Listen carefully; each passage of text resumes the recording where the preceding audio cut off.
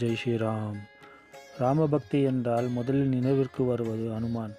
அவர் சக்தி, துணிவு, அறிவு எல்லாம் இருந்தாலும் அவரின் மிகப்பெரிய பெருமை ஒன்றுதான் ராமபக்தி.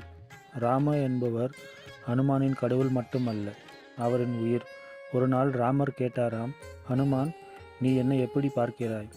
அதற்கு அனுமான் சொன்னார், உடலாக பார்க்கும்போது நான் உங்களின் தாசன், ஆன்மாவாக பார்க்கும்போது நான் உங்கள் ஒரு பகுதி, ஆனால் உண்மையில் பார்த்தால் நான் நீங்களே.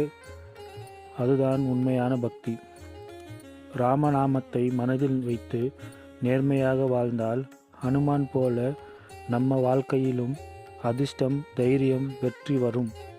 அதனால் தினமும் ஒரு முறை ஸ்ரீராம், ஜெயராம், ஜெய ஜெயராம் என்று சொல்லுங்கள். உங்கள் வாழ்க்கையில் நல்ல மாற்றம் ஆரம்பமாகும்.